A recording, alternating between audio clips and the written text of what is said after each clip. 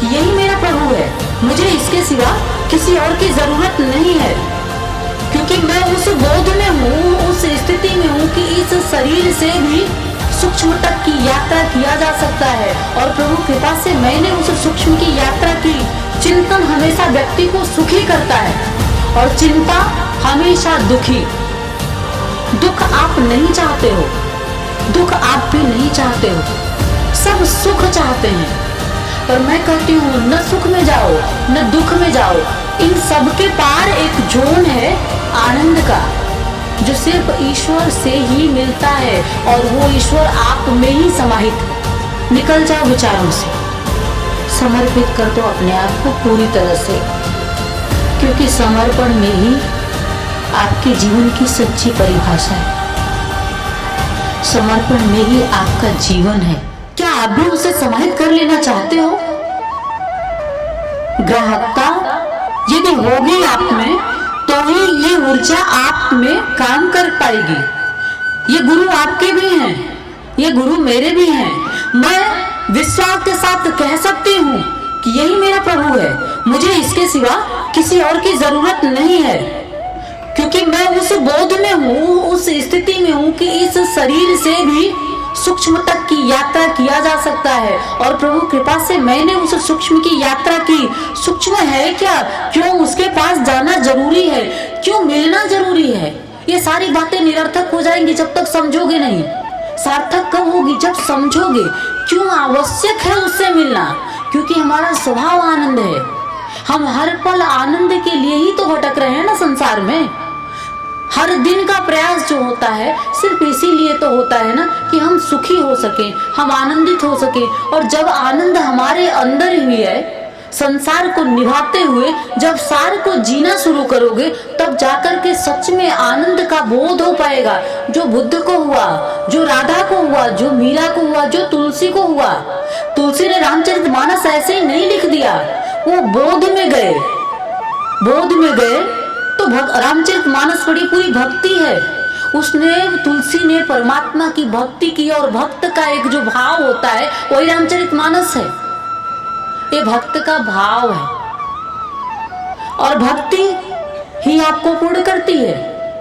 भोजन से शरीर का पोषण हो सकता है पर आत्मा का नहीं, और जब तक आत्मा तृप्त नहीं होगी तब तक ये शरीर अतृप्त दिखेगा।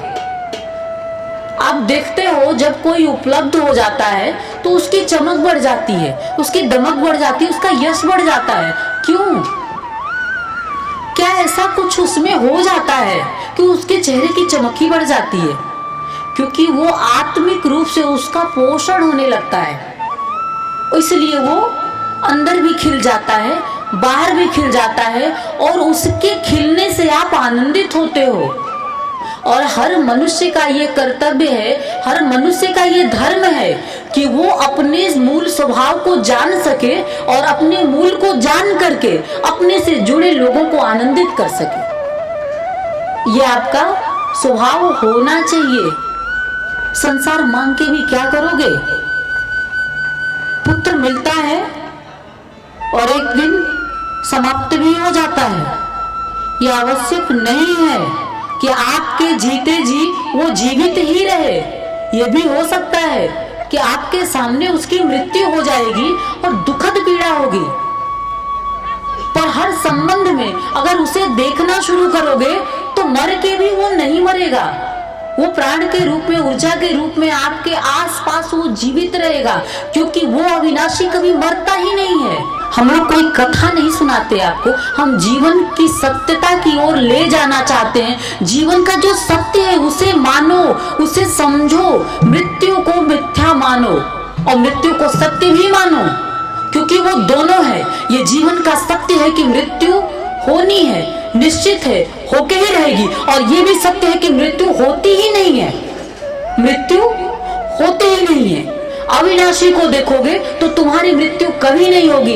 राधा आज भी जीवित है, कृष्ण आज भी जीवित है, राम आज भी है, सीता आज भी है, और चिरकाल तक ऐसे ही स्थायी ये सारे नाम, सारे रूप अमर रहेंगे, अमिट हो गए। क्यों हो गए? क्योंकि इन्होंने सत्य को समझ लिया। सत्य को जब समझ लोगे तो जीवन में एक बहुत बड़ा परिवर्तन हो जाएगा। ऐसा परिवर्तन जो हर पल आपको आनंद की ओर गतिशील करेगा। हर पल चिंता से मुक्त होगे। हर चिंतित व्यक्ति को देखो बहुत दुखी रहता है, तो जब इस ओर चलोगे तो चिंता से मुक्त हो जाओगे। बुद्ध की तरह चिंतन की ओर जाओगे। चिंतन हमेशा व्यक्ति को सुखी करता है और चिंता हमेशा दुखी। दुख आप नहीं चाहते हो, दुख आप भी नहीं चाहते हो, सब सुख चाहते हैं।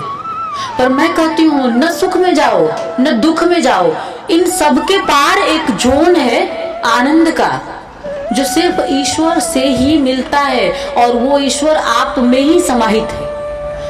आप संपूर्णता के साथ उसकी ओर चल सकें। मैं आप सभी से हृदय से बस यही प्रार्थना करती हूं और आप सबसे निवेदन भी हाथ जोड़ के करती हूं कि अपने हृदय में जो बुरे विचार छुपे हैं, हृदय में विचार होता नहीं है, मस्तिष्क में विचार होता है पर हृदय में उतर जाता है। जब भी मस्तिष्क में कोई विचार आता है तो हृदय में उतर जाता है और भाव तुम्हारे वैसे ही हो जाते हैं और भाव का ही परिणाम तो तुम्हारा जन्म होता है। जैसे विचार उठते हैं, जैसे भाव उठते हैं, वैसे ही जीवन आपका हो जाता है, वैसे ही और आप गतिशील होते चले जाते हो। भाव चाहिए, कुविचार नहीं चाहिए, सद्विचार चाहिए, कुभाव नहीं चाहिए, भाव चाहिए। किसके लिए? प्रभु के लिए नहीं, आपके लिए। ये सारी बातें जो है किसको मिलेगा? जब ऐसी स्थिति में रहोगे तो किसको कुछ मिलेगा? सिर्फ आपको मिलेगा। आपके लिए ही हम ये सारी चीजें कह रहे हैं। आप जानते हो कि आपको ही मिलने वाला है, फिर भी आप क्यों नहीं समझते हो? क्यों उसे छोड़ देते हो जो सिर्फ आपके लिए है? मैंने कभी किसी को भी ऐसे तड़पते हुए नहीं देखा है जैसा कि ईश्वर हम जीवों के लिए तड़पता है। वो जितना प्रेम करता है, कभी कोई जीव तुम्हें प्रेम नहीं कर सकता है, कभी नहीं, कर ही नहीं सकता है। स्थूल रूप में भी देखोगे तो गुरु से ज्यादा तुम्हें कोई प्रेम नहीं कर सकता है। वो तुम्हारी दृष्टि है कि तुम उसे प्रेम में लेते हो या नहीं लेते हो, पर सत्य ये है कि वो सिर्फ तुम्हें प्रेम करता है। यदि प्रेम न करता तो ऐसे क्षण निर्मित ना करता। मैं जानती हूं इसका अंतिम सत्य क्या है, इसलिए बता रही हूं। निकल जाओ विचारों से, समर्पित कर दो अपने आप को पूरी तरह से, क्योंकि समर्पण में ही आपके जीवन की सच्ची परिभाषा है। समर्पण में ही आपका जीवन है, समर्पण से ही आपका उद्भव है।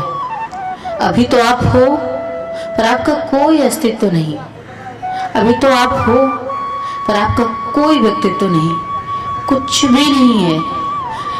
यदि सचमुच होना चाहते हो तो आंखें बंद करके हृदय में उतर के इन दो दिनों में अपने प्रभु से प्रार्थना करना कि हे प्रभु, मुझे भी अनुभूति दो, मुझे भी अपने आप में ले चलो।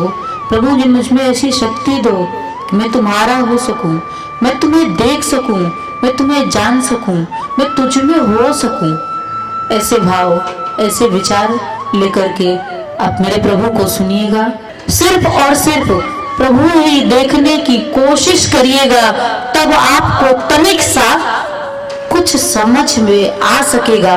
सत्य अति सहज है, अति सरल है, वो क्षण भर में मिल सकता है, पर सत्य इतना कठिन भी है कि जो कई जन्मों के बाद भी नहीं मिलता है। सत्य को यदि पाना है तो इसमें ये सृष्टिगत अभी आपको दिख रहे हैं,